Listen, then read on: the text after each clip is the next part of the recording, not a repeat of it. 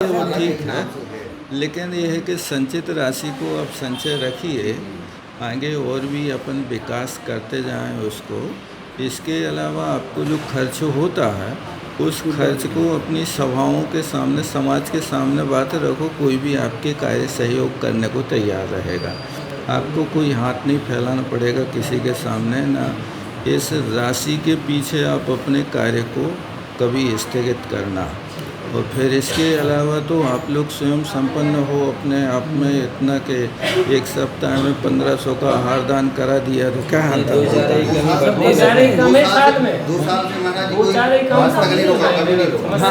कहने का मतलब फिर भी महाराज जी ने जो कहा है ना कि डोनेटर मतलब जब बन जाएगी तो सब बन जाएगी प्रवचन के बाद उसको जो भी आपके मतलब नाम लिख लो, और नाम लिख करके जिस तारीख में उनका नाम आता है एक दिन पहले उनका बोर्ड पे लिख दो। कहिए आपको बोर्ड पे लिख करके पाठशाला की तरफ से कि आज बच्चों का स्वल्पाहार इनकी तरफ से, बस तो ठीक है। फिर आपको दाता यहाँ श्रीनगर में कमी नहीं पड़ेगी। कमी नहीं है, कमी नहीं है। बर्थडे वगैरह भी दे देते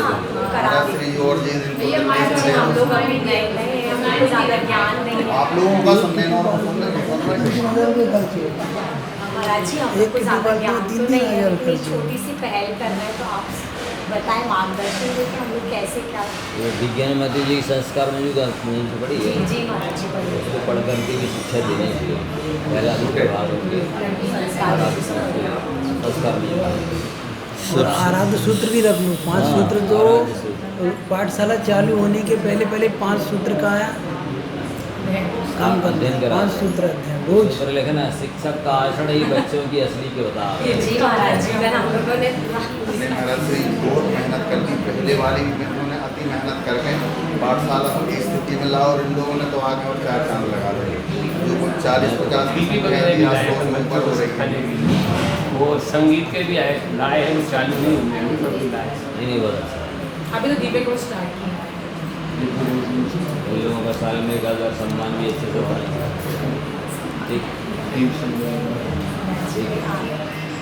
देखो, योग शिक्षक जो होता है,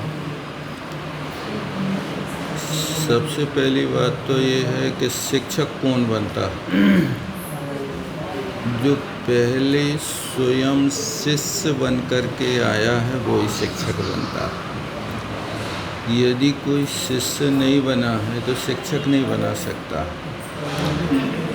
अब शिक्षक का कर्तव्य क्या होता है, तो सबसे पहली बात तो ये है कि शिक्षक शिक्षा देने के पहले आप अपने विद्यार्थियों को जो बात कह रहे हो उसका आचरण आप कर रहे कि नहीं कर रहे। आपने विद्यार्थी से कहा गुस्सा करना बुरा,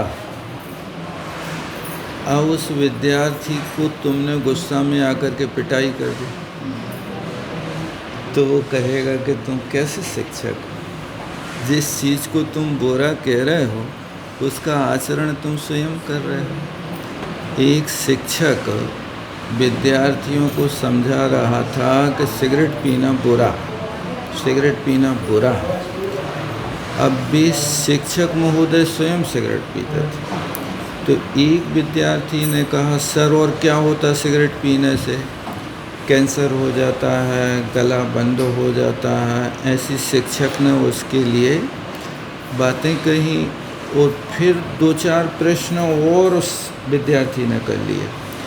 उन प्रश्नों को सुनकर के शिक्षक को झुंझलाहट आ गई।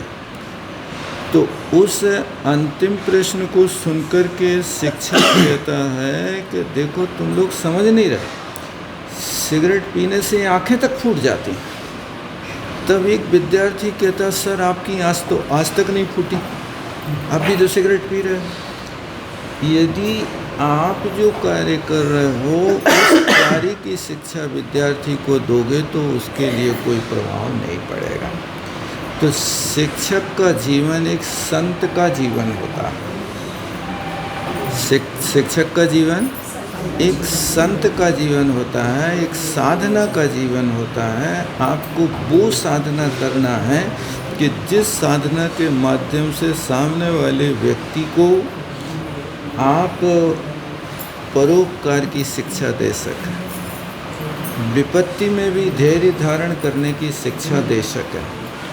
विद्यार्थी को 4 चीज़ें जरूर सिखाना कि अपने जीवन को सुखी बनाना तो मुस्कान, प्रणाम, कृतज्ञता और अक्रोध, ये 4 चीज़ें जीवन में नहीं आना चाहिए।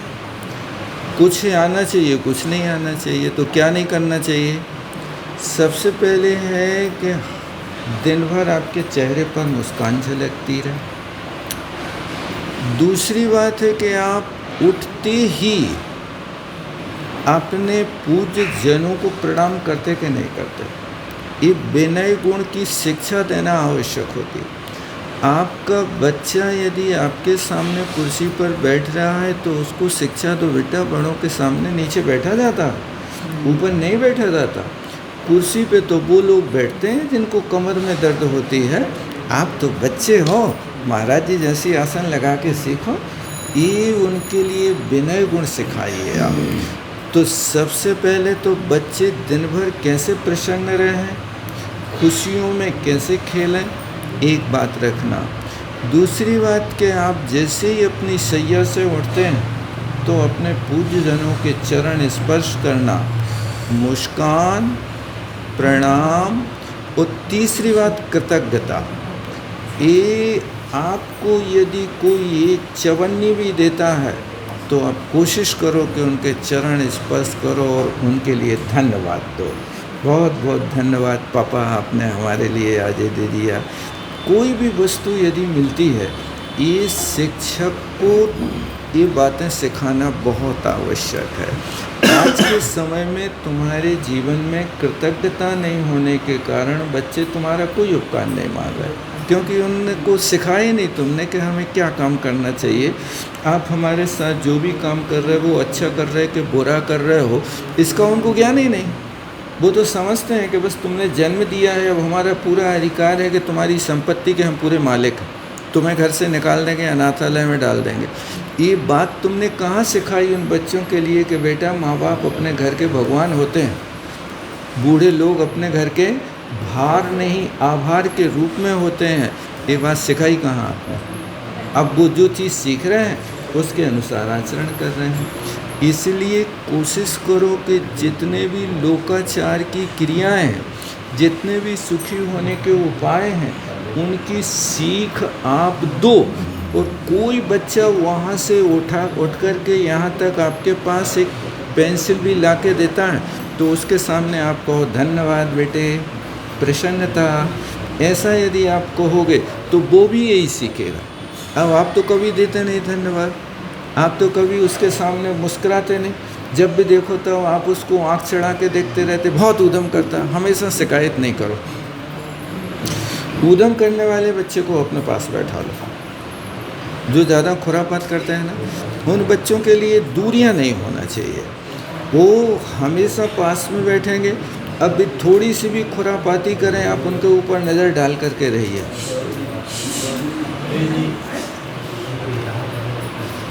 क्या बच्चे तो शैतान होते हैं। आप ऐसे बच्चों को अपने निकट में बैठा लिए और उन बच्चों को हमेशा निगरानी रखो कि ये क्या काम कर रहा है। और वो यदि नहीं संभल रहा है तो बच्चों को सबके सामने मत डांटना, क्योंकि अपमान बहुत बुरी चीज़ होती है। अपमान होने के कारण बच्चे कुछ भी कर सकते हैं। आज की ये शैली है। अभी कुछ दिन पहले सुना था, इंदौर में एक प्रोफेसर ने, प्राचार्य ने एक बच्चे को किसी कारण से थोड़ा सा डांट दिया। वो बच्चा इतना उग्र हो गया कि वो क्लास से बाहर निकला और गेट पे आके खड़ा हो गया और उसने पेट्रोल डाल करके उस प्राचार्य को आग लगा दी। 80% जल गई। उस बच्चे को पुलिस ने पकड़ा, लेकिन उसने कोई खेद व्यक्त नहीं किया। बोले मैंने जो किया है बहुत अच्छा किया है, मैंने बुरा नहीं किया है। इनने हमारी साल बिगाड़ दी, इसलिए मैंने इनके साथ ये व्यवहार किया। तो उसने साल बिगाड़ी, तुमने तो उसका पूरा जीवन ही बिगाड़ दी। क्या अधिकार है तुम? तो ये आप हमेशा ध्यान रखो कि बच्चों के सबके सामने तो प्रेम प्रदर्शन करो, शैतान के लिए भी प्रेम दो, और यदि उसको डांटना पड़े तो उसको एकांत में कहो, बेटा देखो ऐसा अच्छा नहीं लगता, देखो तुम इतने अच्छे बच्चे हो करके तुम उधम करते हो, दूसरों को भी पढ़ाई नहीं करने देते हो। आप यदि ऐसा करोगे तो भयंकर अंतराय कर्म का बंद करोगे, तुम अभी समझ नहीं रहे हो, तुम्हारे पास विद्या नहीं आएगी। ऐसे मिष्ट शब्दों के साथ में उसको एकांत में समझाना, अन्यथा यदि उसका अपमान होगा तो आपको भी अपमानित करेगा, पाठशाला आना भी बंद कर देगा, और फिर इसके बाद में उसके जीवन में कोई सुधार नहीं होगा। इसलिए कभी भी किसी को डांटना फटकारना तो जोश में नहीं आना। वो शैतानी भी कर रहा तो उसको तो मुस्कान देना, अपने पास बुलाना, इधर आओ बेटा। क्या कह रहे थे उनसे? अब उनके पास नहीं बैठो, आप हमारे पास बैठो। इस तरह से उनको सुधारने के तरीके आने चाहिए। डंडा के मारने से दुनिया सुधरती नहीं। वो तो समझता है कि तुम हमें डंडा मार रहे हो माने एक्यूप्रेशर कर रहे, चलो ठीक है हम तो सहन कर लेंगे। ये यदि आप शिक्षक होकर के योग देखो, दूसरे भाग में शिक्षक के योग एक कर्तव्य दिया है कि शिक्षक को क्या करना, आप देखना दूसरे भाग में है ना। हाँ, वो शिक्षक का, विद्यार्थी का, सबके उसमें बहुत प्यारे सुधार के सूत्र दिए हैं। आप उसको देख करके अपने आप में सुधरना, हताश नहीं होना कि हम कब तक तुम्हें सहन करें। सहन तो अपन को तब तक करना है जब तक अपना जीवन पूरा नहीं होगा। चाहे घर के बच्चों को सहन करो, चाहे यहाँ के बच्चों को सहन करो। यदि नहीं यहाँ घर में तो 2-4 बच्चों को सुधार रहे, यहाँ तो 100 बच्चे तुम्हारे पीछे हैं। उन 100 बच्चों में से एक बच्चे को भी यदि विद्वान बना करके तुमने मुनि बना दिया तो समझना तुमने एक मंदिर बना दिया। ये होता है बहुत बड़ा, क्योंकि ये भी आयतन कहलाता है। इसलिए अच्छी तरह से चलाओ। और आप लोगों का भी कर्तव्य है, कमेटी वालों का, कि शिक्षकों का भी प्रोत्साहन हमेशा करते रहें समय समय पर। ये बिना प्रोत्साहन के, प्रोत्साहन इतना ज़रूरी है जितना ज़रूरी शरीर के लिए भोजन है। ये होता है तो सामने वाला व्यक्ति अपने सब काम छोड़ करके आ जाता, अन्यथा फिर वो कहता है कि हम काहे को परेशान होए, मिलने हमें क्या है। लेकिन आपको क्या मिलना है ये मत सोचना, आपको वो मिलेगा कि जो एक अक्षर का भी ज्ञान दान देता है वो जल्दी केवल ज्ञानी बनता है। यहाँ आपको पैसे भले ही ना मिले, आपको प्रोत्साहन भले ही ना मिले, तो लेकिन ये तो आगम में लिखा है कि जो एक अक्षर का भी ज्ञान दान देता है वो बहुत जल्दी केवल ज्ञानी बनता है। इसलिए इस कार्य को हमेशा चलाते रहना, संस्कृति का प्रवाह करना, यही हमारा आप लोगों को बहुत बहुत आशीर्वाद है। पंच ऋषिराज और आर्य के द्वारा की मंगल सानिध्य हमको यहाँ पर पाठशाला परिवार को प्राप्त हुआ। श्री विद्यासागर संस्कार वार्ड का पाठशाला परिवार आपके प्रति कृतज्ञता ज्ञापित करता है, नमोस्तु प्रस्तुत करता है और आशा करता है हमारा श्री पालन करेंगे। हाँ हाँ।